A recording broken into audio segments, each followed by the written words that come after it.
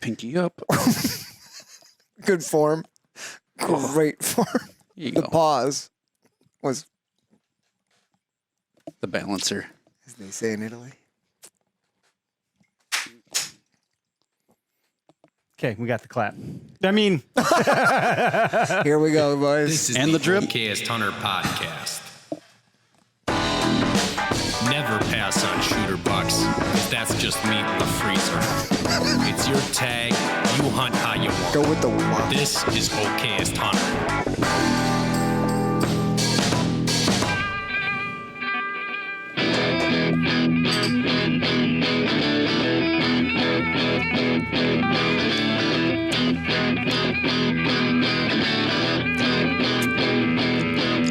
I'm gonna pour that back in the bottle. Yeah, it was a little spicy It's a for you. little rough. I don't think Not it's as- that bad. It's not as smooth as it's got like a. It's like just punching me right in the eye socket or something. Got a bit of a weird sour punch. to hurting it. my sinuses. You need to go blow your nose, and you need to go wash your mouth out. It's fine.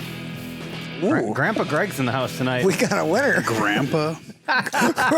Grandpa. You did not like that. Oh. You're not gonna be happy when this old man whoops your ass. Do you like Grandpa Greg more, Get him, Papa. more or less than Some bitch. Tinker Tubbs? Tinker. Tinker I Tubbs. don't like either of them. Garbage. What did someone say the other day? You can't pick the nickname. That's No, what you Matt can't. said. That's the thing about a nickname. You, You don't can't get to pick it. pick That's it. the one we call That's right, Grandpa Greg. Tyler's truck. It's not Silverback. It's the Muttmobile. It is. He has a lot of dogs in that thing all the time. It reeks like a dog. Nothing against Tyler because he trains the dogs. The dogs are amazing. But I got punched in the face by a dog smell like Yep. so hard when I Yep. sat down in that truck. Yeah, that is very intense. He shop vacked it for me. So, which is nice. Oh, Which that is was nice. So they Very got nice. that going for him. Yeah. Cool. Welcome to the show. This is the OKS Hunter podcast coming at you from the OKS Hunter podcast studio, brought to you by Half Rack, half-rack.com. That was all one breath. Wow. Use code OHB at checkout. Save yourself some money. We have heard from our partners that people actually redeem the code. Yes. Does us no good. But it does you a lot of good as a listener to use that code. And I think it's 15% at Half Rack. So go check them out. Lots of accessories. Their new meat lug is out. Going to be out soon. I should have gotten that clarification before I jumped onto our live broadcast podcast. But one is on its way here. So I'll just maybe talk about it next week when I have it in hand. Let's see how many beers we can fit in there. For starters, because we don't have a lot of meat yet. This is true. Season's coming. I mean, Greg lays down 5 doughs again. We'll see how effective the meat lug We'll really put that is. meat lug to the test. That's We'll put right. it to the test. We will put it to the test. We will put, yeah. Put it to the test. Say it with your chest. Put it to the Oh, Lord. And Latitude Outdoors, code OHP will save you. Have confirmed 15% off site-wide. Ooh. So It's everything. hold on to your wallet because you're about to lose all your money. Go spend it. Go have some fun. The sticks are great. They've been shipping. I've been seeing people calming down on the internet, like Taylor Swift said, 7 a.m., calm down. And you're surprised. What does she have to do with You're this? surprised I'm quoting Anyway. Taylor Swift for the No, I'm not. 18th time in 100 plus episodes? Just gonna look down and shake my head slowly. Someday she will write a song about you. That would make my life. Are you I'm kidding sure me? it would. Like, why would you say that Sure to me? it would. Anyway, yeah. Spartan Forge is getting some use by Derek. The Northwoods video you did, you were showing some fancy screenshots. I did a good job hiding masking the latitude and longitude, the coordinates. That's appreciated. That was a panic moment in the last one of those I ever did for you. Eric, take it down. Eric, the coordinates are all over that. Been live for 3 minutes. You got coordinates live. You got coordinates live, bud. Yeah, that was a fast way to. Yeah, you probably should have got me a bottle of Malort for that one. No, I think that was just a mental in my brain freak out. Nothing really happened. I mean, I don't know. It could have been leaked. So there's like 15 people that are opening day. I'm like, that freaking Clark. Derek, no one watches our YouTube channel. I think you're safe. Safe. We're safe. But I had to delete it and re-upload it because you can't swap out a video on YouTube. Once it's out, and then if you wanted to do something, you got to start all over again. The damage is done. Yeah, but Spartan Forge code OHP saves you 20% on an annual subscription, but you don't necessarily need that because you can go try it out for free. Take a look, poke around, see what you like. The time-lapse stuff is pretty impressive. The detail of the maps is the most impressive. The LiDAR is on the horizon, coming out soon. Other than that, they have the slope angle where you can adjust to see hills and terrain. With the topo lines I always forget the proximity at which they're in. I think they're down to like 5 feet or something ridiculous. So if you're looking for a hidden notch or knob is what I meant to say. Ditch or It'll show up there, and all you'll the see crevices. because you can't see all that stuff with the vegetation. So when LiDAR comes out, it's kind of neat to, especially if you're doing some e-scouting stuff. I think it's critical. Well, yeah, and you can see it on some of the guys who are, on the pro staff who get, they test it out. Mhm. Some of them post screenshots and I know, I little keep thinking, videos. like, and did it like, come man, out? Did it come out? looks Did it come cool. out? I'm It like, looks really cool. I keep seeing it, but I don't have it yet. So, anywho, certainly not least, Go Wild. Time to go wild.com. Again, code OHP will save you some money over there. However, you can save yourself some money by just logging activities out there, whether you're on a hike, shooting your bow, listening to a podcast. It doesn't really matter. Just post. And it's kind of like, it feels like work, like, because you got to log your time, clock in, clock out kind of thing almost. But the end result is you get a lot of points. Those points equal dollars, and you can save money. So I just got an email today, like, see what your points have been up to. And I'm like, ooh, what have my points been up to? Can I get some trail cams, cell cams? And Ooh. I can save a lot of money because I'm a Go Wild user just like the rest of us. So definitely promoting that. I do see our podcast getting tagged quite a bit, especially Greg's favorite one, the OKS Fisher, that he candidly co-hosts. Ooh. See what you did there. Uh-huh. Check out, we have other podcasts on we have a network now. I don't know if anyone's been paying attention. I suspect they haven't, so I'll just give you a quick update. We have the OK Fisher podcast, as we just mentioned. We have Up Duck. We're going to call it Ducklander, and then we quickly found out that there's a call company called Ducklander Calls, and someone made me aware of that, and I was like, uh-oh. Whoops. And I thought I did my research, so I called the owner, and I was like, my bad, dude. I didn't mean to, name this thing after your business that you've had for, 20 years. So, great name, though, on the business. I see why you picked Catchy. that name. Very catchy. But I will yield, sir. Before I get that cease and desist. And I was like, and he was a great sport about it. He's like, yeah, it's fine, man. But nonetheless, Up Duck is way more on brand anyway. What's up, Duck?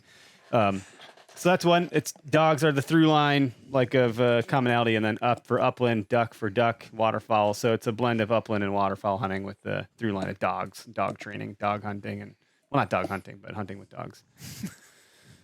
God, I got to get my shit together today. Lastly, we have just added the Onset podcast with Elizabeth Brownell, aka the Rookie Hunter, on social. And she's doing a great job, great demeanor, great representation of the OKS-ness brand ethos, if you will. So check that out. It's all things outdoors, not just hunting, but certainly hunting is it'll definitely fill a lot of episodes. But she's gardening and homesteading, or not homesteading, but trying to live off of her garden and her hunting harvest as much as she can. I think that's all of them for now. There's more coming. So I'm going to try to not drop anything. You're not going to spill the beans. I'll keep the beans in the can. Attaboy. But anyway, I don't know. We did a tour of Vortex yesterday. Hey, we've been together 3 out of the last 4 we're the days. that, best we're at- friends That's why that we're all- anyone could have. I've We're gotten the 6 best 3 nuggies- friends that nuggies anyone and- could have. We're not sick of each other yet, I don't think. Yeah, we got to do the BHA State Rendezvous. We did shot a few arrows, hung out there. Got to see all the BHA guys, which was pretty cool. Mm-hmm. And then yesterday. Was that yesterday? Yesterday. Yes, it was. Yesterday. Holy cow. Yeah, yesterday we got to go check out Vortex. That was neat. Really, really awesome facility. Really nice people. And there's a lot going on there. Yeah. There's a lot going on there. 100-yard range, 50-yard range, 25-yard range, test range, lots of night vision stuff. Even Vortex Edge, go check that out. I mean, there's probably several YouTube videos on it, but go check out Vortex Edge. That's a pretty awesome place. the whole place is awesome. The people are great. ton of fun. Greg, I think, really enjoyed the dogs more than anything. Hey, I like dogs. It was I pretty look cool over, to see all the dogs. And he's just Yeah. like, check this out, I'm petting this dog over here. Smile from grin to grin. The dog like literally looked at me and said, "Hey, human, come over here. I need you to pet me." They let humans in this place? Yeah, so we've been busy over here. There's been a lot going on, it feels like. Certainly not as much as Vortex. We're not a real business. No, not a place that employs 400 people. You and feel a lot just- less real walking Yeah. into that place. Yeah. There's a handful of us, and I feel overwhelmed. Could imagine. Anyway, we do have a guest with us today, so we're going to go ahead and bring him on. Not full screen. My bad, dude.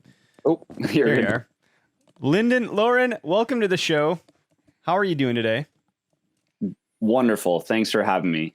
Yeah, we're excited to talk to you. So a little background here, Lyndon. I don't remember exactly how we came in contact, but I think it was like in 2019. It may have been around the time the world started to get a little kittywampus, and we Yeah. were doing a lot of virtual networking. So it could have been the case that we met on LinkedIn or were introduced by a mutual friend or something. Maybe you remember. I don't.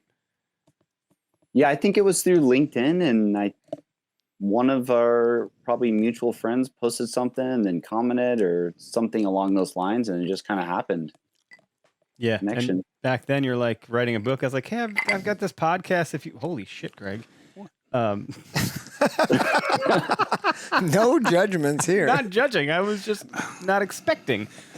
Getting after it. I thought I was the one with a long day. Gotta catch up. Sally's sipping over here. Anyway, no, and you were writing a book back then. And I was like, you should join the podcast and shoot the breeze about that. And you're like, well, I'll do it when I finish the book. And so it's 2023 now, and the book has been published. So let's talk about that. Let's talk about. Do we have a publishing party? That's what we're doing here. Yeah, there it is. Hey, Cheers. cheers. That's why we're drinking. Congrats, Celebrate man. something. There it is. That's a big feat. Thanks. Well done. Yeah, thank you. So, what inspired you to write a book? Maybe just, I guess, I always get ahead of myself here. Let's unpack. Who are you? Where are you from? Yeah. Let's start there, and then we'll build up. Okay. Yeah, it sounds good. So Lyndon Lauren, I'm from a small town, Brookings, Oregon. So it's the last coastal town on the border of California. Really good blacktail deer hunting. Grew up there, did a bunch of hunting. Eventually, moved up to a little bit more central of Brookings into like this Willamette Valley, which is currently where I'm at, Corvallis, Albany. I ended up teaching at a high school professionally, and then I'm at a university now, overseeing a bunch of departments. And I'm also a father, husband. I have a 2-year-old son and a little princess on the way in a few months. So we're pretty excited about that. And yeah, I think in terms of the book, I wish I could give you a really cool, badass story. But it actually happened because a business before that failed. So just to give some context, you did say something occurred kind of that year. Everyone knows it's COVID, right?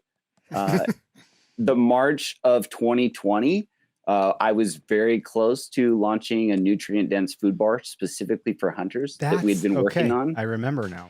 Yes, for a year and a half. And we were pretty close with manufacturing and co-packing. We had everything situated, and the company we were going through put a pause on all new projects right as COVID happened because they needed to preserve funding. And so that was definitely a punch in the chest. And so I was sitting on the couch, a little deflated, and I watched a random YouTube video of someone who had written and published a book in a year. And I thought, is it that easy? Which obviously we know that it's probably not, because their book was quite different. And yeah. Anyways, so I just did a quick search to see if there was something that existed with just an idea I had, because I felt that I had so much good momentum going into this bar, especially with like connections and partnerships, that I just didn't want to let it go to waste.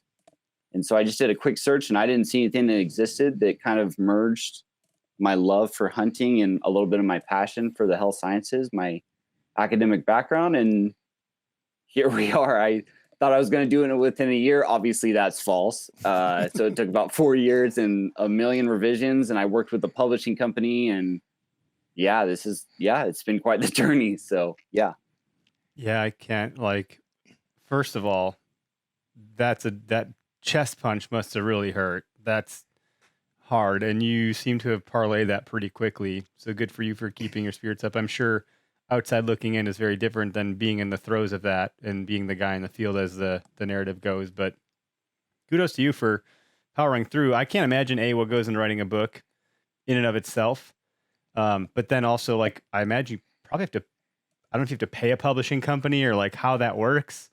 But that sounds like that would be difficult to navigate too. And I'm not trying to do a podcast on how to publish a book. That might be a different conversation because I'm a little curious. Yeah. But how did you like, even like the word health span? I don't know that that's a term I've heard very often or ever actually. And when you say hunting health span, can you break down kind of, because your bars were going to kind of speak to something similar as far as like a product in the category. So, what does that mean to you, your hunting health span? Yeah, so health span is a term that's just not used as frequently as lifespan. So lifespan, obviously, you're probably familiar with is like the duration of your life. So whether you're 89 or you're 7 years old, however long you're going to live, health span is like the quality of your health within that period of time.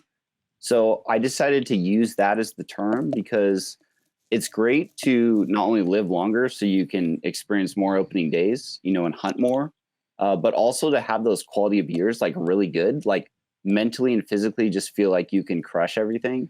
And so that's kind of why I use that term. Your hunting health span essentially refers to like the state of your physical, mental, and spiritual well-being in relation to experiencing more opening days. So if your overall health is better, there's a pretty good chance you're going to be able to experience more opening days and hunt more. And that's kind of the whole intent of this book, is to help hunters experience more opening days. I mean, I definitely noted it in the book many times that people kill huge elk, huge deer, and not take care of their health. And there's that. But I'm more interested in how do I help hunters experience more opening days? So instead of 5 more years of deer hunting, they get 15 more.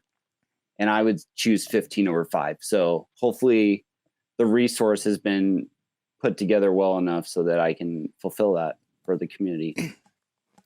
Obviously a very worthwhile topic. And the first thing that came to my mind as you're talking about health span is not only experiencing more opening days, but being able to hunt the way you want to, right? Like, because there's a lot of different ways to get out for things, but like the healthier you are, the more you can do, obviously. And like being able to experience those things in the way that you've remembered them or the way that you really love to do it is obviously important to all of us. So I think that's very worthwhile. Yes. Yeah, it's oh, go ahead. Oh no, I was just gonna say, yeah, I suppose it is like Derek's saying. If I can't get up that hill, that's a different hunt than if I can be like, yeah, it's no problem. Like just that, but that's just the physicality part. Just being a mobile hunter. I mean, you need to be in shape. Some sort of shape, and round might not be. I know Bill Round's a shape. Round's Well, a not the shape we're talking about. And out west, round is great for going down, but not great for going up. Yeah, it's I mean, I think it's always good to reflect and be like, we are given only one life, and just make the best of it. And in fact, I think they actually just did the odds. They just calculated the odds at Harvard. There was a scientist a few years back on the chances of being born into a human body. I think it's 1 in 400 trillion. So they took into account dinosaurs, the fact that your parents met on a certain day, conception, all that. So if you think of 1 in 400 trillion, you basically have a better chance of seeing a unicorn and a Sasquatch than you do being born into a human body. So make the most of the life you're given. Yeah, Gary Vee needs to go back and redo his video where he's like, "You have a 1 in 2 billion chance of becoming a human. You better appreciate your Monday." He's talking on the streets in New York to whoever's holding the camera, like all fired up. Gosh. Still pretty big, Yeah, the odds are pretty small. yeah. You hit the jackpot though. Yeah. Like you're a human. You're here. You're present. You're like life is. You're alive. You're not below ground, or you're not ashes floating in some river. Like you're here. So I guess it sounds like there's probably a couple different ways to compartmentalize this, or like think about it. You mentioned spiritual. Like I think hunting gives us a lot of that spirituality or connection, but also that like battery recharging of getting us. Like if I don't go hunting, or at least I should say this, when I do go hunting during hunting season, even though I'm detracting a little bit from having 3 kids, which by the way, congratulations. And you're screwed because once 3 comes, you're outnumbered, and you go from man-to-man coverage to zone, and it's good luck. I'll tell you that right now. I'm not at 3 yet. We're going to be at 2. But, my bad. I thought it was going to be 3. Okay. Yeah, number 2. So I still got a little time. You're good. Two's easy. Walk in the park. Enjoy the next 2 seasons. But my thought is like, I'm usually in much higher spirits and feeling far more recharged and like, I don't know, bountiful. Like I'm happy because I got time in the woods. I feel like I've grounded myself. I've like slowed down. I've chilled out. Meanwhile, my wife is getting in worse condition because she's, dealing with our 3 kids even more than normal. So it's a little imbalance in that perspective, but she gets a much better version of me. Sorry guys, I had the camera on you guys. I'm trying to do the thing here. When I've gone hunting. So it's a little double-edged sword because it's a better version of me, but there's also maybe a little bit less of me than normal. So it is kind of interesting. Short of the family component, the better version of me is interesting. So I'm wondering what I'm leading up to ask here is how do you get better spirituality outside of hunting so you can hunt more? That's what I'm curious about. And if that's something you discuss in your book.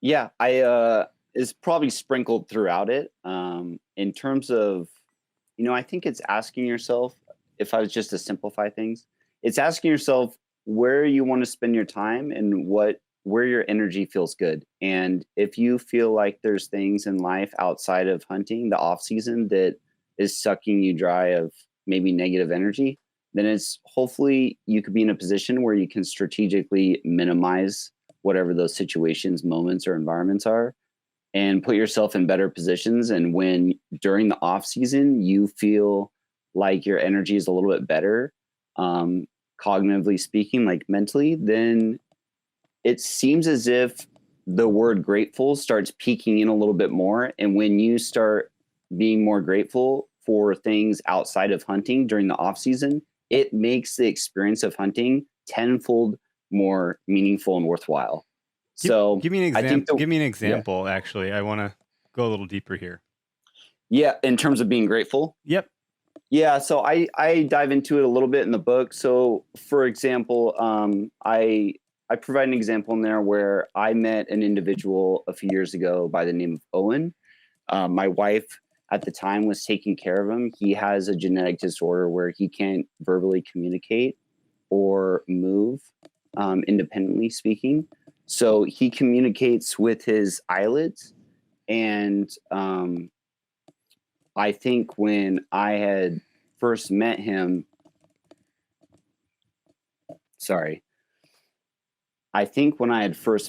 there were some internal realizations that occurred. My uncle, and I say this in the book as well, like my uncle flipped his car when he was 18 and became paralyzed, and that's who I was named after.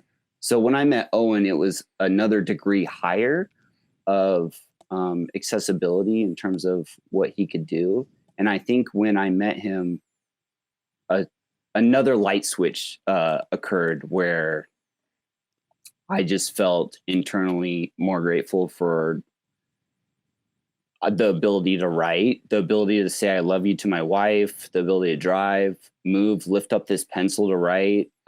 It made a lot of other things in life tenfold. It's hard to explain because there's so much emotion filled in it. That's just one example. So it's maybe you meet someone down the road or so forth, or you go travel. I mean, I mentioned that I traveled to Ensenada, Mexico, and helped build a house for an orphan family of 8 and 1 mother. And that was pretty impactful on me too. So I think there's a lot of different environmental or people that you can meet that really, if you really look at it from a broad point of view, you can absorb your current position and theirs and reflect deeply. And when that occurs, hopefully, you have the ability to become a little bit more grateful. And when you're a little bit more grateful during the off season, it seems like everything's pretty joyous, even when things don't go as well in the off season, which all of us have, in everyday life. The weight of those things don't seem as heavy when you can reflect and internalize these people or these environments that you are exposed to. Yeah. That kind of answer a That's little bit of it. No, it does. That's heavy. That's a heavier answer than I was anticipating, and thank you for sharing that. It Yep. sounds like there's more detail in the book, but that is a perspective gained if you're looking at it that way. That can be fully appreciated. I don't think. I mean, I don't know. What am I? 37, and it takes me to pick up one kid, and all of a sudden I've torqued my back, and say torqued, and now I'm like, oh no, I can't move. And in that moment, obviously, I'm fine. And this is not in comparison or contrast whatsoever, but it is like, oh no, or I hurt my shoulder. I pulled my rotator cuff or something. And even in that moment, I'm like, I can't pull my bow back, or now I can't climb a tree. And I go into complete panic thinking, what am I going to do? The thing that I get so much fulfillment out of, I might not be able to participate in the same way. And just even small setbacks, not even as large as the magnitude you're talking about, have a deep impact. And so obviously people are going through those kinds of things. Their shoulders are wrecked. They can't, their back is ruined, they're whatever. So this health span concept is interesting. Like, it's very, very interesting. I would rather spend the latter half of my years spending as much time in the woods as I can than not, because it does give me so much fulfillment. On the nutrition side, though, that one's hard for everybody in many ways, especially given like the confines of our society. Mhm. And I think that's different for hunters because we do cherish. We talked about Elizabeth on the Onset podcast with her own garden. Greg's got a garden that he manages throughout the spring and summer, fall. Obviously, he's harvesting all sorts of wild game. We got the upduck guys shooting ducks and pheasants. So a lot of hunters' freezers are full of diverse, group of meat and plants. Yeah. And so maybe we're a different breed than others, but I imagine there's a pretty strong or tight line of communication in your book about some of that stuff. Yeah, nutritionally speaking, I mean, it's as good as it gets, any kind of wild game or fish. But I'm also a huge fan of balance and what's realistic and manageable. So I always like to go off the rule of 50 in terms of what's manageable for 50 years. And I want to do that. Whatever that is, I want to do it because then I can be consistent. And so for me, like nutritionally speaking, I always advocate for having a treat every once in a while. So if you're out with your kids and they're at a birthday party and there's cake, go ahead and have that slice of cake. When you get home, maybe eat a little bit cleaner. Maybe you go out to the bar with your friends. Sure, have that beer. I think it's more realistic and manageable, long-term speaking, to have those things and not to have a tight leash around you. But if that's what you would like to do, that's perfectly fine. I like the nutritional or dietary guidelines that are like, what's manageable for 50 years that gets me results? I want to stick with that. So I'm a huge fan of a little of everything personally. Yeah, we had Justin Syatt with Syatt Fitness on maybe a year ago, I think. Yeah. Big fitness guy in the fitness community. He was Gary Vaynerchuk's trainer for a couple years. Oh, cool. And he's got a very similar approach. And in fact, it's really, if you follow him on the fitness, nutrition side and like health and working out, he's pretty fun. He's a fun follow because he'll tell people like it is, but in a really direct way. He's not being mean, but it's like, someone asked me this, should I be counting calories? He's like, let me break it down for you. And he really goes off of that, similar to your rule of 50. Like, what can you really do? Like, why don't you start by going for a walk every day? Like, you don't need to be running a marathon tomorrow, but like, you should probably walk every day. That's a very great choice. And that will help you. Blah, blah, blah, blah, blah, blah. Great guest. Interesting conversation on the fitness side. You got a bunch of cool looking animals behind you. Is that a mountain lion? Like, what kind of big game are you hunting over there? Let me give you some context. Yeah, okay. I'm in one of my mentor's rooms and he's hunted all over. So this was just a little bit better setup. If I was home, then my son would have grabbed the computer and chucked it. He's 2 years old. So yeah, that's a mountain lion right there from British Columbia, I believe. So Canada. Yep. And then some blacktail right here. Tree stand. There's around me, there's a grizzly bear, billy goat, pronghorn, elk, lynx. So there's a little of everything in here. And I thought this was a perfect studio. I can't claim any of these. He's hunted for, he's hunted all over for about 30, 40 years. So much experience, way higher than me. But I just felt like it was the perfect backdrop. So That's awesome, man. What's your game of choice? What are you after?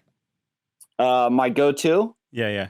Yeah, I would have to say rifle blacktail hunting in October in the Brookings area in Oregon is my favorite. I love when it's dumping rain, cold, and the rut's going. That is my favorite. In fact, if you guys ever want to hunt blacktail, we have an area that you can stay, cabin, and get it all situated for you. Yeah. Yeah, That would be So, amazing. that's Just shoot me an email. We'll get you situated. We could either do some glassing and spot and stock, or we can load some packs and pack 5 to 20 miles in, whatever your heart desires. that'd be fun. I'm all about a blacktail hunt. That's on the list of Oregon's things to do. achievable. I can get to Oregon. Maybe I read a book and get my health and fitness in shape, and I can get out there Yeah, and no kidding. we can do a pack in here, Lyndon. Yeah, packing would be Hey, awesome. whatever you want. Yeah, we can do whatever setup you want. We have everything. I have based off just because of the book. There's already people that I'm taking hunting this October, so I think gotta get that in is line. Definitely. Gotta What'd you get in say? line, yo. We got to get in line.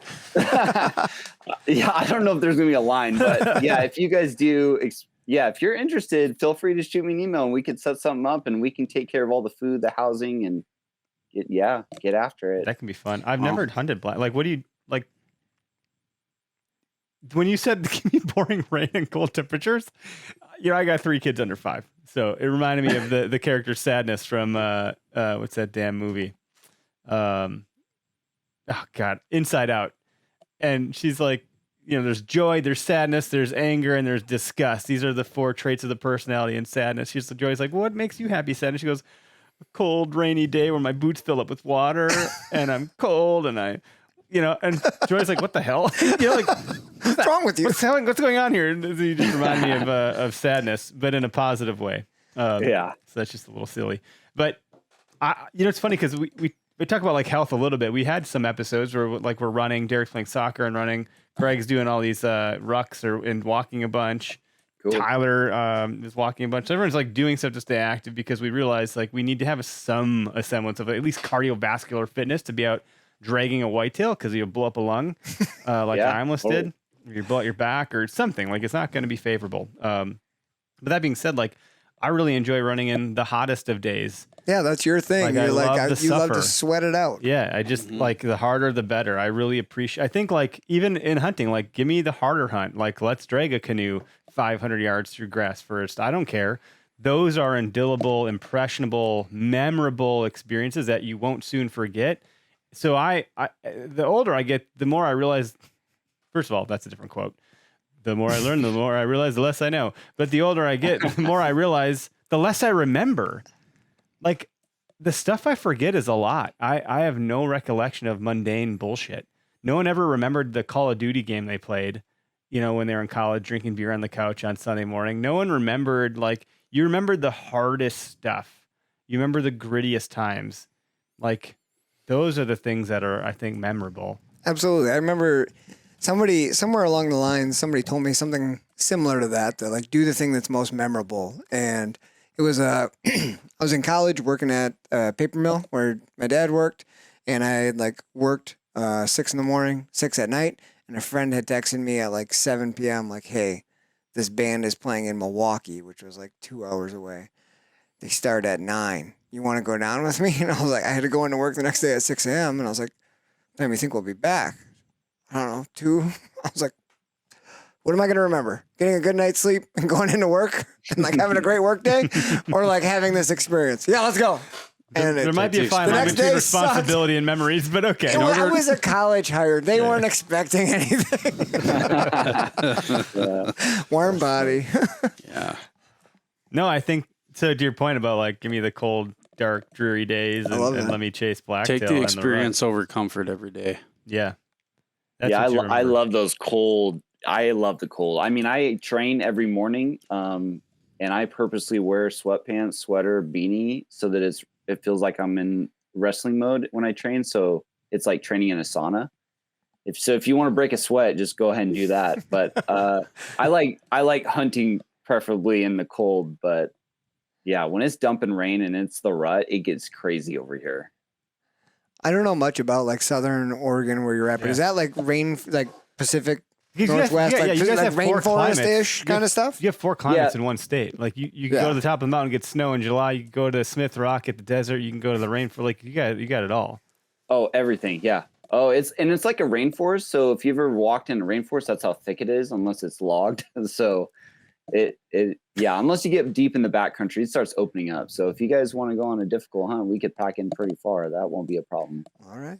I mean, that's what I'm game for, honestly. And if you guys do make that trek, I'd be happy to pack your whole buck out. So that is an additional bonus.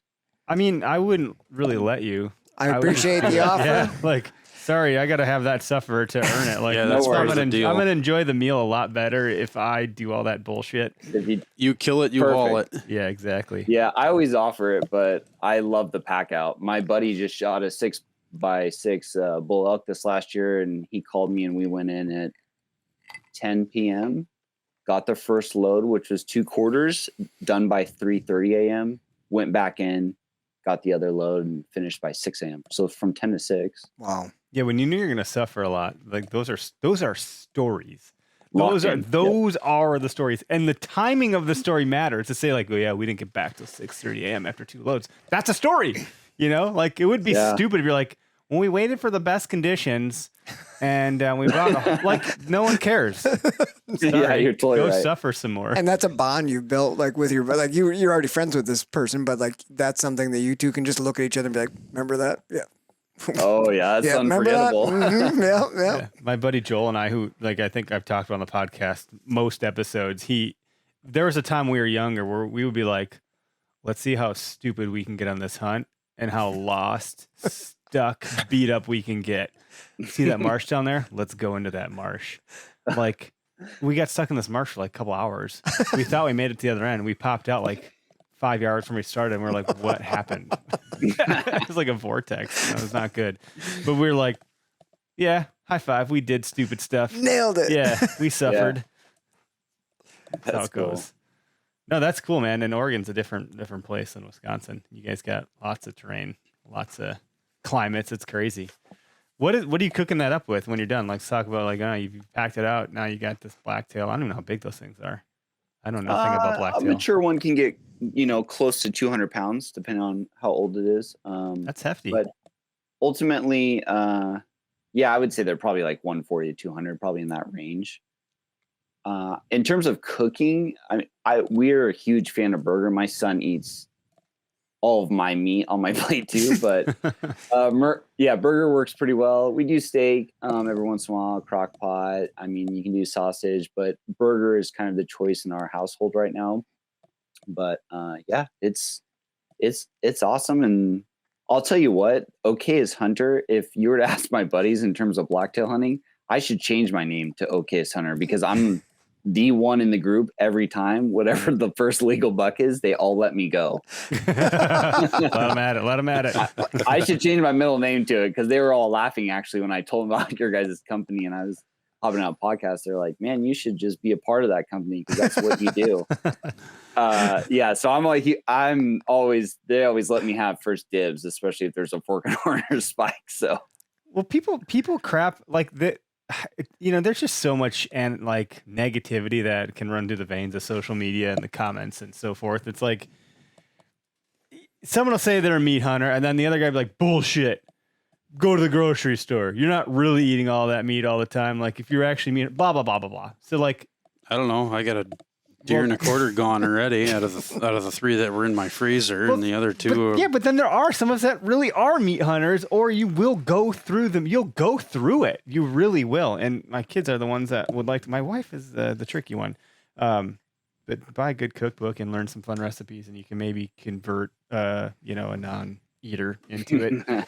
But once you get into it, it's fun. It's fun to learn how to cook it more. I love that. I've enjoyed that process so much. Like even to the point of where like I got a smoker grill for dummies. I went and got a Pit Boss pellet grill, and I say smoker for dummies because you just set the temperature and walk away, and it's burning wood pellets, and it's you can smoke all sorts of stuff on that without having to actually own a smoker. But I can also kiss it with some flame and open the vent up to get some fire on it or whatever. And it's that having that contraption has really helped me with cooking wild game. Because then I don't gotta I know Greg's got his Weber charcoal, and I think that's fine. I have one of those also, but then I gotta like get the coals going. It's a whole different process. With the kids, It's already a especially, process it's as like, it is. man, I got to think about this an Yeah. hour ahead of time. And I think it's interesting what Lyndon said. Like, my kids are getting a little bit older. We're 6 and almost 4 now, my two. So they're eating like venison steaks a lot more than they used to. But when they're younger, like, you know, you got young ones still, Jude. But like burger was like the best way to like get Yep. that, make something for everybody. Because like when Yeah. they're little, Chili you know, or hamburger helper or yeah, something. yeah, tacos, you know, like whatever Spaghetti. way you can do it. Spaghetti, that's what we always did. And now Yeah. it's like, hey, we're getting back into steaks. Let's go, which is some onions and mushrooms. Yep, the good stuff. Yeah. Yeah, my Have you guys kids had love it. canned meat at all before? I have. There's a older gentleman out by me You mean that spam? No, I'm just kidding. no, like you pressure cook in canned venison, and it comes out like super duper tender. It's awesome. Like it's a meal in a Explain jar. this to me. There's nothing to explain. What? No, I need to understand. I'm not. You know understanding. what a pressure cooker is. Yeah, we have one of those. It's literally Okay. just like cubed up. It's cubed Venison up venison meat. You put it in a jar. You add salt. You know, there's things you can add to it, but you put the raw meat, raw but meat. you cook it first in a pressure cooker. No, you That's where I'm cook. getting You tripped cook up. it. It cooks itself in the jar under pressure with heat. Google it. Oh, And then it Right. seals. It seals, so it does multiple things at once. it's removing oxygen from the equation. hmm So you're not going to worry about contamination. Mhm. You're cooking it with the heat, and then it's canned, so it's preserved. Correct. Okay. For a long I'm time. For a tracking long little time, bit. and Yeah. it's, For a Yeah. long time. Okay. yeah, you can eat that stuff several years old. I would definitely recommend canned bear meat. It tastes like, if it's prepped well, especially with a little spice, it tastes like a pulled pork ribeye consistency. Mm. Really? That I've never had, but I'm glad That you is said my that. favorite way to have bear. Does Interesting. anybody in our listenership have canned venison that I can try? I'm in Oconomowoc, Wisconsin. I feel Ooh, like I want canned to try this. Okay, we'll find it and tell you what we're gonna Or teach can me up how some, to do it. I don't. We'll can up some venison this year. Calder. I have a pressure cooker and I have all that We stuff. really should do that. Canned venison. And see, as soon as I saw breakfast from Calder there, Yeah, I and then saw that, yeah. what Lyndon said, bear breakfast sausage Would is be- by far my favorite processed meat of any wild game that I've had. Yeah. That's my favorite. Because it's greasy like a pig. Yeah, it's just, I don't know, it's just a little bit different taste. It's not like venison. If you made like a provided the venison bear breakfast, has been preserved correctly, yes. Yeah. Yeah, not like Derek's cooler situation. not like the head of my bear. Oh, that was The rest of it disgusting. made it. The head, not so much. You know, man, that sounds I good. took care of the important part. You did. What was I gonna say? I was gonna say something about this whole can situation. The can Can- situation is good can because if power situation? goes out and your freezer shuts down, you got canned food. Yeah, you literally can open it up and warm it over a fire, or just eat it the way it is. Well, now we're gonna have like a prepper on our show for a survivalist episode and get deep into like the guy's probably got a bunker in his yard with I cans think of we. venison. I think we know a guy, Jeff, is he one? Does he have a bunker? Jeff. Vance? No, that's just conspiracy stuff. No, wrong guy. Totally wrong guy. We love Jeff. I'm just saying. I might peg him as someone that has canned venison, and he's in Wisconsin. Anywho, Aluminum foil hat and all. yes. So, Lyndon, now I'm a little bit curious about the canned bear meat. How does the bear tags and bear hunting work out in Oregon where you're at? Yeah, because Oregon's a different part of the country. Well, yeah, and Wisconsin has a very interesting bear hunting setup and system. So I'm always just curious, like, And then there's Montana. what does it look like for you guys for bear hunting? Yeah, so for bear, fall is pretty open. In fact, you can get 2 tags if that tells you how many bears there are. Yeah, They are flourishing around. Spring is definitely drawn depending on the unit. It could take you 1 to 6 years, just depending. But Southwest, where I'm currently at, it's kind of crazy. If you look at where all the tags are allotted, it'll show Eastern Oregon. It'll say maybe 100 tags for unit 17, and then you look at Southwest Oregon, and they issue out 3,000.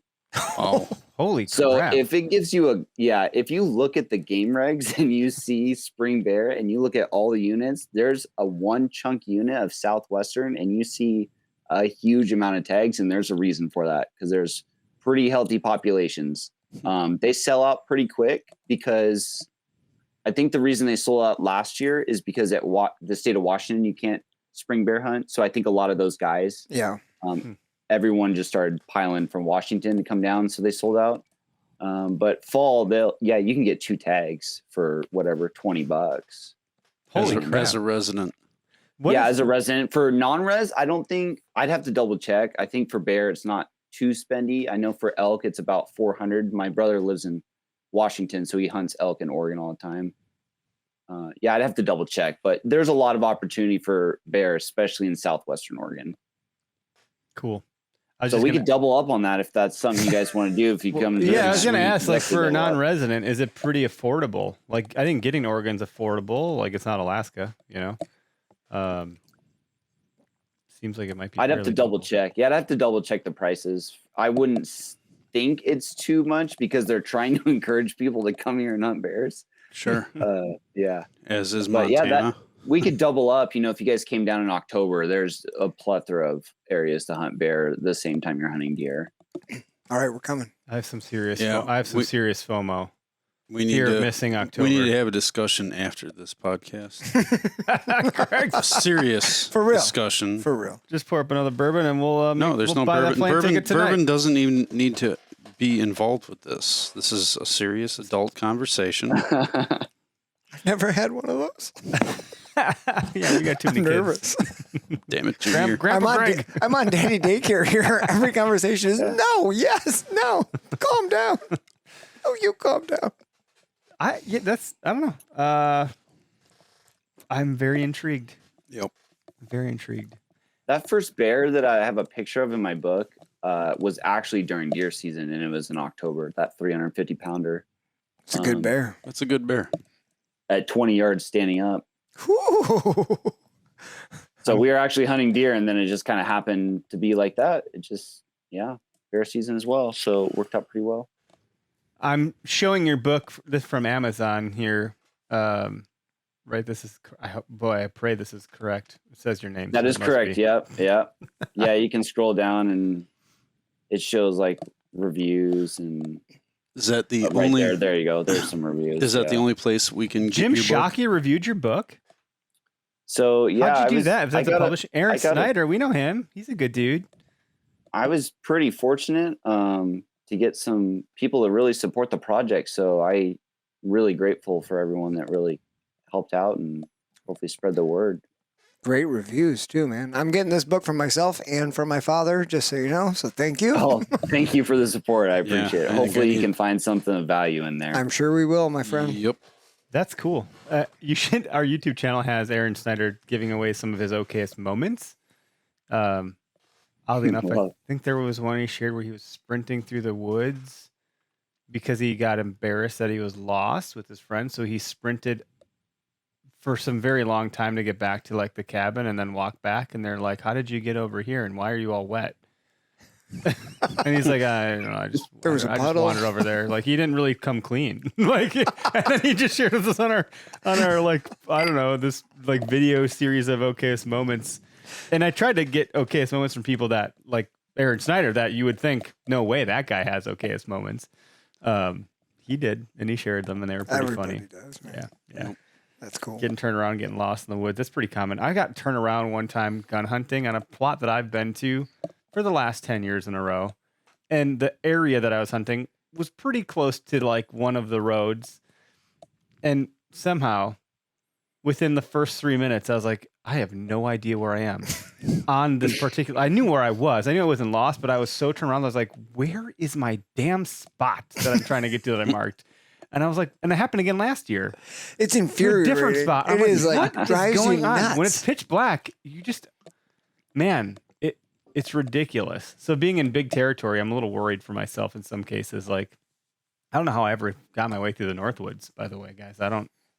All I had back then was a compass. Plenty of logging roads. I just only had a compass. Yeah. I didn't have technology back then. It just was a walkie-talkie and a compass and a hope and a dream and a prayer that I would get back to my dad's truck at some point in time.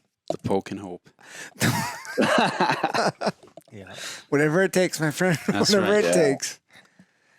Good chat. What other tidbits you want to share about the book that could benefit folks just in general? Like, I don't think you can overshare here because anything you can share, obviously there's a whole book to read.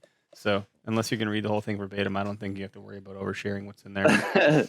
Yeah, I could take a while to share this. I would say I think what's going to be surprising is, there's definitely some ideas and strategies for exercise, sleeping, and nutrition, but chapters 5, 6, and 7 have nothing to do with those. And I think that's where some of the hidden gems are.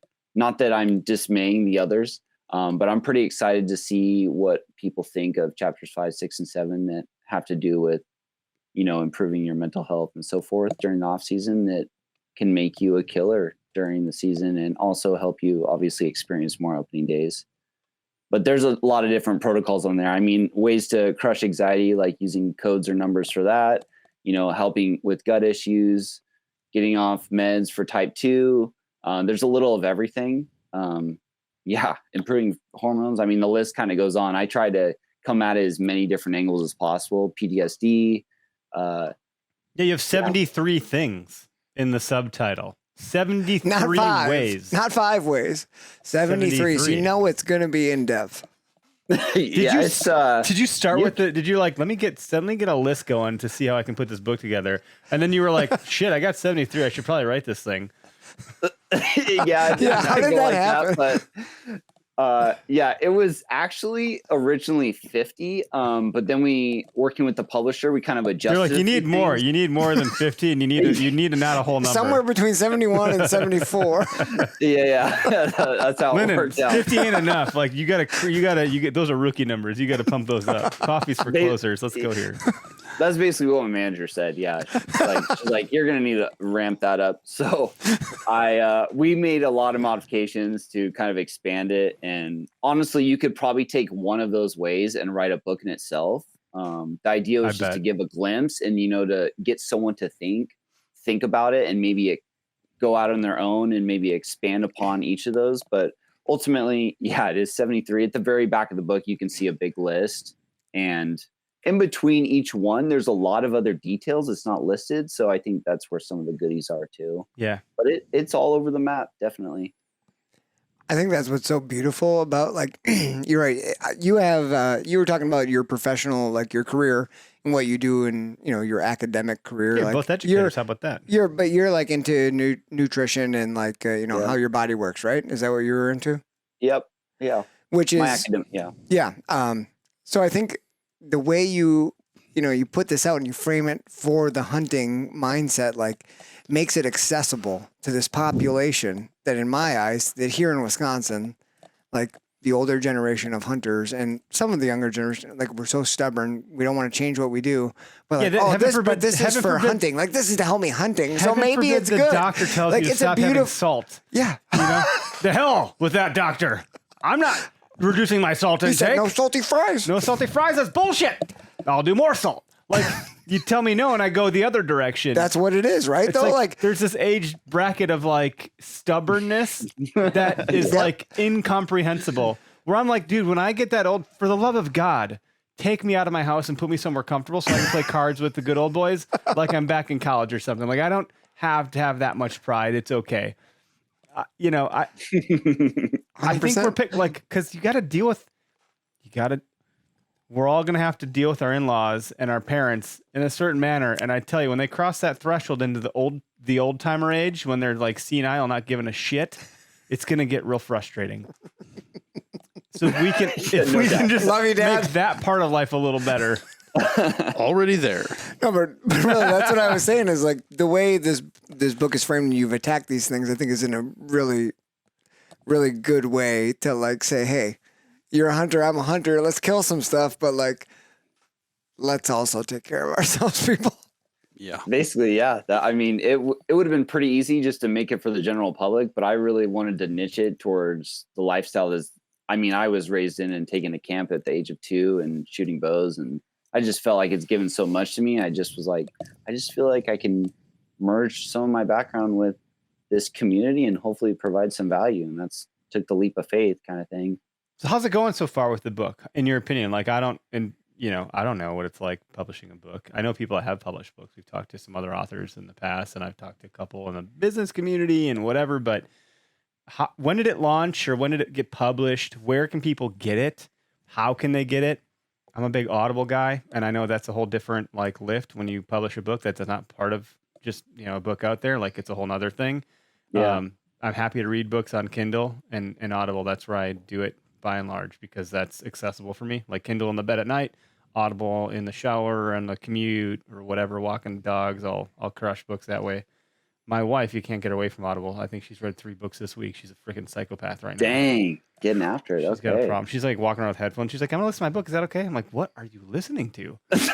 Like, what is this book? What's that has- really in it's those like- headphones? It's crap. Let me listen to that. Let me listen to that. These What is murder- that? She's like, I think I'm gonna start listening to crime podcasts. I'm like, okay, what's going on? Oh my God, if she does that, her and Ashley are never going to be. They're going to be plotting your That's demise. all. I'm a little worried. When I get home like late from something, I'm like, where are you? I'll text her because like none of the lights are on the first floor. She's like, I'm in the basement watching Dateline NBC or like watching like whatever murder mystery. Yeah, but I'll come home. She's like, Today "Oh my I God, walked you in the gotta door and watch I hit the knob and she's like, oh, I thought for sure we are gonna get murdered. I was like, what are you talking about? It's the middle of the day. It's It's all me. about murder. We have a Ring doorbell. You know I was walking in. I'm telling you, you guys, there's going to be a new flower bed somewhere in the backyard that you don't know about, and all of a sudden, I'll know about it, but you guys won't. You have to come Why do find you me. have so many pics all of a sudden? Oh my goodness. Anyway, no, but where can people get the book? We're trying to compliment your book. Yeah. Hey, no worries. Yeah, so you can find it on every platform. I was pretty fortunate. The publishing company I worked through, they placed it on every one you can fathom. So Barnes and Noble, all of Oh, them, cool. Okay. all the different countries, and so you can get it in any format. The only version I didn't do was an audiobook, but I might do that in the next 6 months, kind of as a second wind. Would you read it or just- would you have some talent read it? Do you know? I would like to do it. Yeah. Cool. I would like to do it. Good so, for you. Yeah, that might be kind of a 6-month thing, but I would say one of the misconceptions with a book is when you publish it, you think you're just going to be sitting back, and it's No, you got to quite- promote the shit out of it. That's why you're on our podcast. Yeah, it's quite the opposite. I think I'm pretty busy for the. You turn next into a year marketer. and You go from an author to a marketer real quick. Yeah, definitely. Yeah, and I had a good marketing manager and a bunch of people on my team that were helping me out, and I'm going to be busy for the next year and a half. It's looking like just from everything setting up. So I'm pretty excited just to connect with others in this space and hopefully kind of get more involved. And that was kind of the objective, and provide a little bit of value. But essentially, you can get it anywhere. It's Amazon, Barnes and Noble. But do you have it printed too? Like, can I get a paperback copy of it? Like, Oh, or is it yeah. only? Oh, okay. Yep, Signed. hardcover, paperback, Kindle. Kindle. All right. Well, that's where my. so we should make sure we bring our copy to Oregon when we go do our combo black bear blacktail hunt and have you sign it. I want it signed. There we go. I want it Let's signed get- in blood when we pack one out. When we pack knock one one out, down. I want it signed in blacktail blood. You might have the only Oh, copy awesome. signed in blood then. Is that weird? What'd Is you that use weird? to sign that? It might I be a used- little weird. I It used might be a some- little I extreme. don't think it's weird. It's not weird to you, but it might be a little extreme to Oh, others. my- I've never displayed a book open before, but I might for that one. Well, you have to let the blood dry. You got a pen? So, No, I got some blacktail fur. You want? I can sign it with that. This is going to be a badass strip if we can make this happen. that would be sweet. Oh, we'll just have to get our videographer to come with too, and then we'll really make something. We'll out of find it. somebody. I don't Yeah. care. Yeah. I'll sacrifice Hey, it. hey, Jace. film the I know tag. you're listening. I'll Do you want to video. I come to don't give a Oregon? shit. Marinetto Media. There we go. Hey, I got 3 or 4 people that I can get to film it, so that won't be a problem. You guys just got to pack your gear and get over. Let's go. I got a pack already. I got one. I got a My friend. barrel's still cooling down from January, so Are you so spot and stalk You're sounds ready. like an option, but like you're not hunting out of a tree stand or a saddle when you're hunting these things, are you? You're just on a ridge. You said rifle, so like I'm happy to just we just came from the Vortex place. We're pretty I'm amped on hopped getting some up right now. optics and some training. yep. Yeah, you can. I typically most in that area, if they're gonna tree stand hunt, it's probably late season archery. Okay. Just because Which then would you be have those patternized trails and you put game cameras up and you have the timing. With these, they're definitely sporadic in terms of gun season, so it's really hard to kind of catch the same ones in the same area unless it's a mature one and you've been watching for maybe months or years. But yeah, I would say hunting ridges, lots of glassing, spot and stock. It's rugged country in certain areas, definitely. Good. But we can get pretty far back away from people, and I mean pretty deep. So and we'll and definitely, yeah. Go ahead. well, I don't think I ever brought my plane in for landing on the question about like meal prep with these things, so I've never had a blacktail. Like you talk about burger for your boys and stuff like that, but It's a deer. what- you eat what- it. It's probably very. It's but probably like, what- pretty darn do you similar. think it's like a whitetail? It's gonna Like, taste different because it's not. like what's the deer egg that fed. eats a lot It of quarters steak? like a egg fed. whitetail. A It's eating deer is browse. a deer is a and deer is a moss deer. and browse, right? What is it eating? It- Moss and Yeah, browse. it's gonna taste peaty like my scotch. It might. That could be nice. That It could might. be nice. Only if you eat the hocks. I'm gonna try a Scotch marinade on my next. Scotch marinade. I would say it's pretty similar to whitetail. I harvested a whitetail a few years ago in Idaho, and it was tasted pretty similar. I mean, it's going to be a little bit smaller depending on how mature, but yeah. What do you got there, Greg? Trail cam pick? I'm just showing you. Bust out his phone in the middle of a podcast. He did that. He did that on our drive up to the archery shoot. Is that a buck? Yeah, It's a huge doe. big, That's your big second. old dough right there. Huge doe. Note for future: don't check your cell cam post during a podcast. Sorry, Lyndon. Oh, you're good. You're There's a good. big boy on Gregory's phone.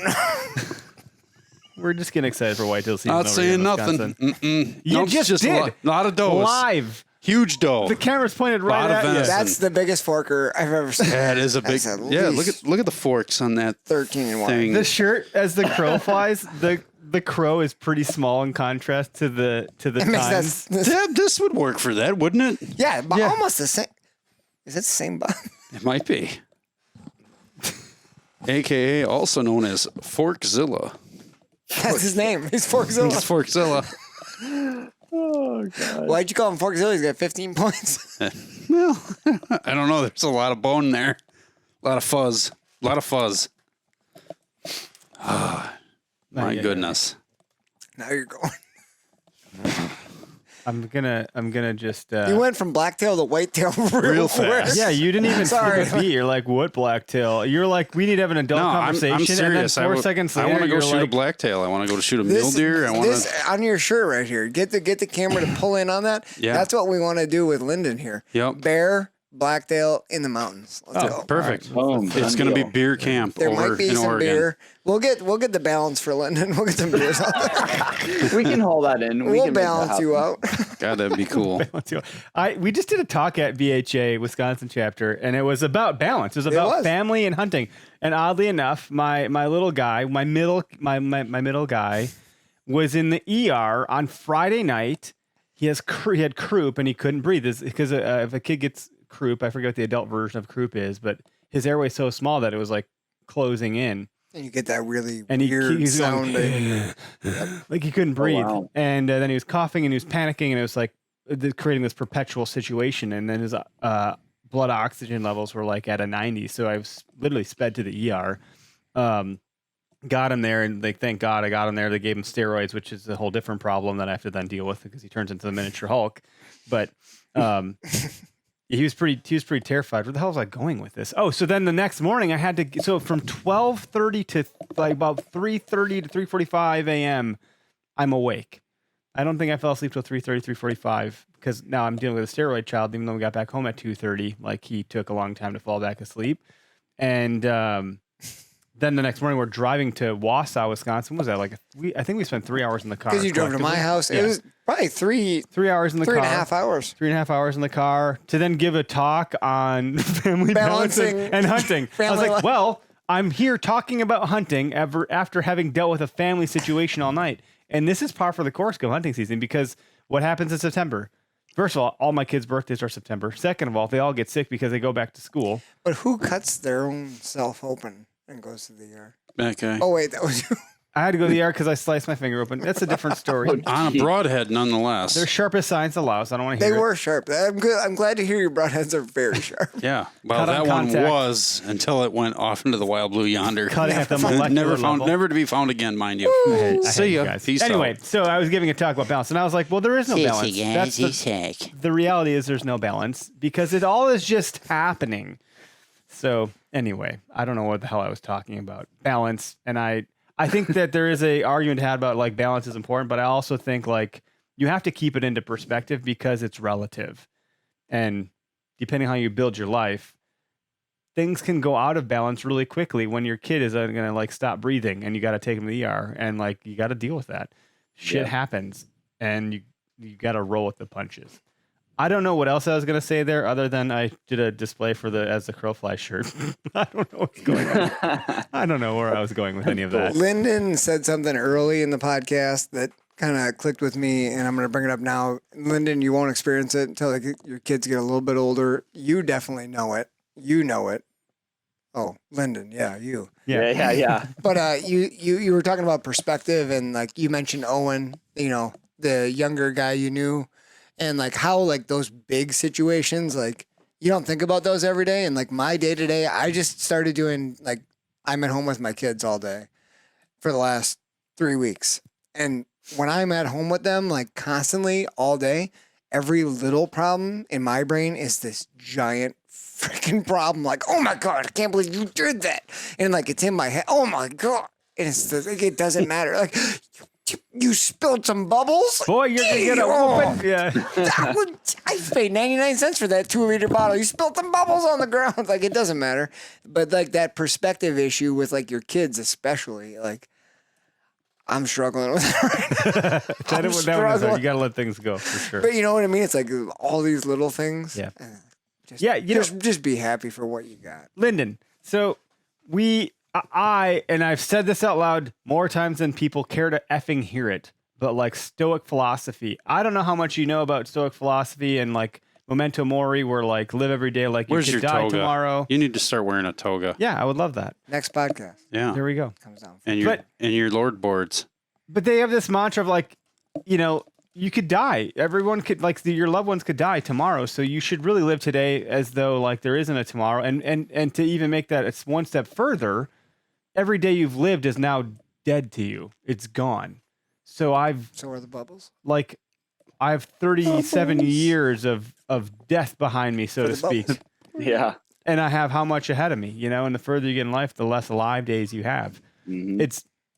That really helps me keep grounded. And to Derek's point about like, oh, you spilled this, you done that. Like, I will tell you, the carpeting in our family room is at a level of like complete and utter disgust and full on embarrassment of bringing people in our house. I'm happy to have you guys here because I don't give a shit what you guys think because we're close now. But anybody else, I'm like, there's We no come chance. to see you, not your house. There's Just no remember chance that. someone else- People who give a shit, you go to see And them, I'm like, not their house.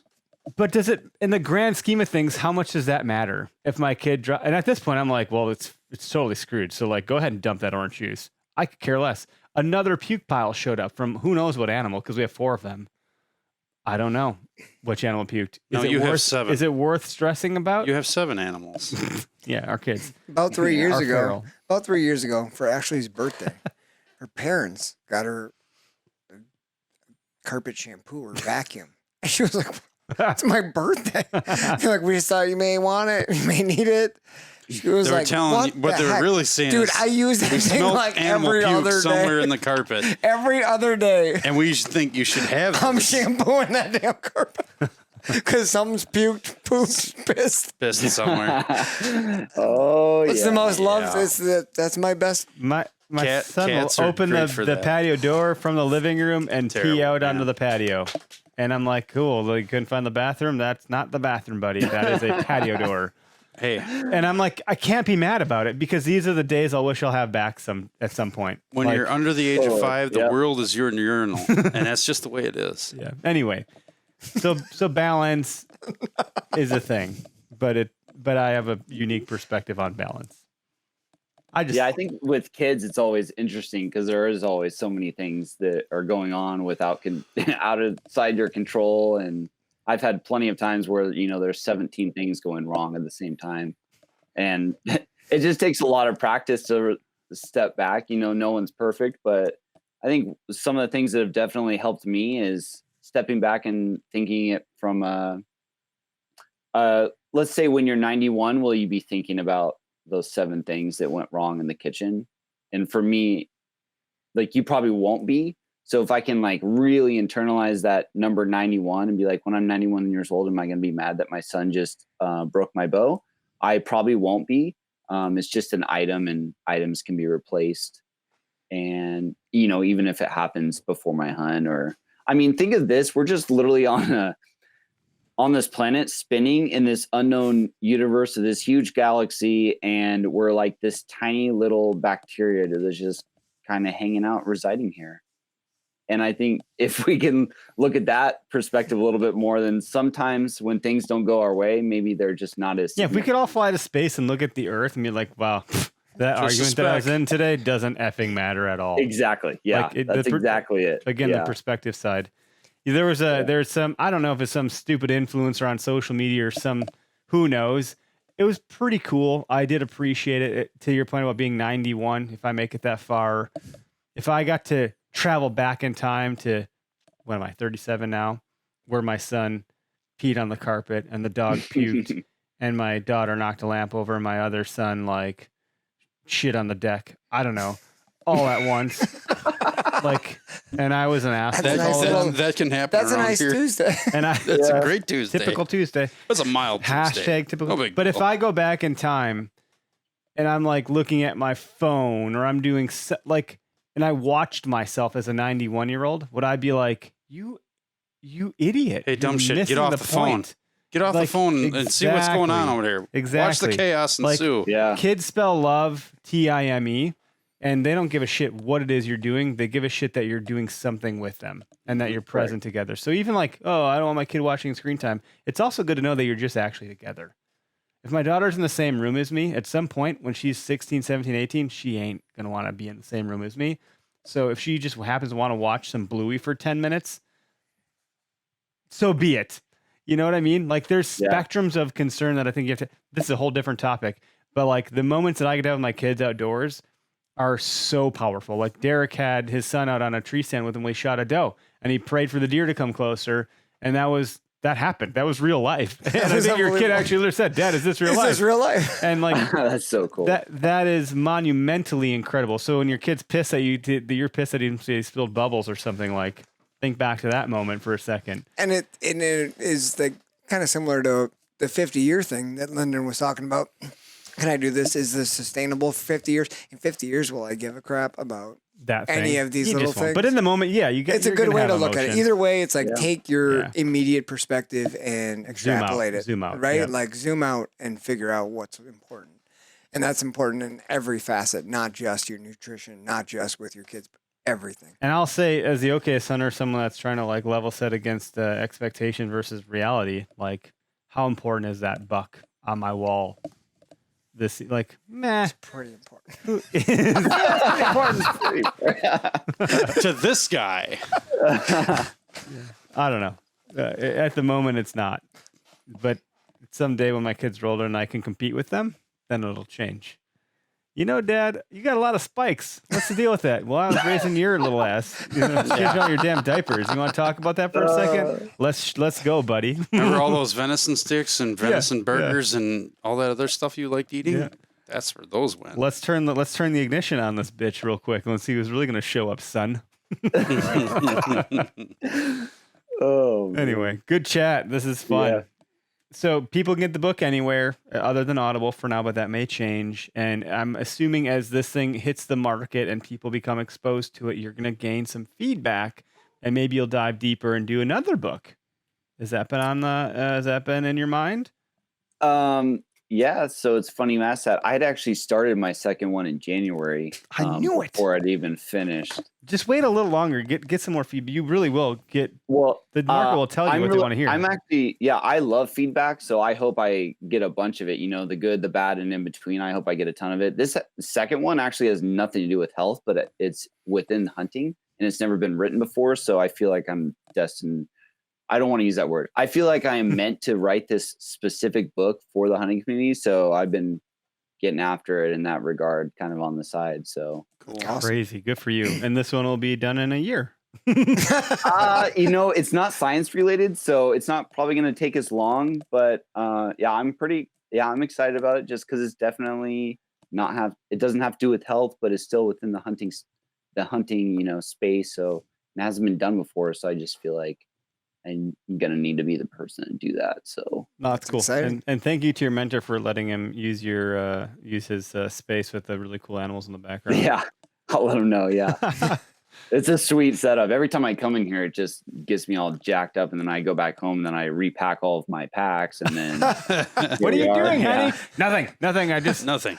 don't worry about it. Looking for I got something. something I got to take care of. You sit and practice this trigger squeeze on your rifle in the basement. Basically, yeah. My son comes in, he grabs my trekking poles, he's holding my shooting pad, he's getting all ramped up, and yeah. Cool. Yeah, my wife built a canoe out of our nuggets this afternoon and gave my son some paddles because he wanted to go on a canoe adventure to go deer hunting. So that's what we came up with. Cool. Cool, that's rad. Cool. Well, thank you for being on the show. We appreciate your time for being here. We'll end the live broadcast, and this will go into podcast land this evening as per usual. And everyone that commented and no calls tonight, which is totally fine, but everyone that was watching live, thanks. If you want to watch live and participate going forward, check out our YouTube. That's where you can do that, and we'll see it. We're live on Instagram, but I can't reach my phone. So, but I can see my computer screen, and if you're on YouTube or Facebook, I can comment back and all that jazz. So, appreciate your time tonight. Thank you. Stick around for just a second here while we end the live broadcast, and everybody have a good night. See ya. Adios. Thank you.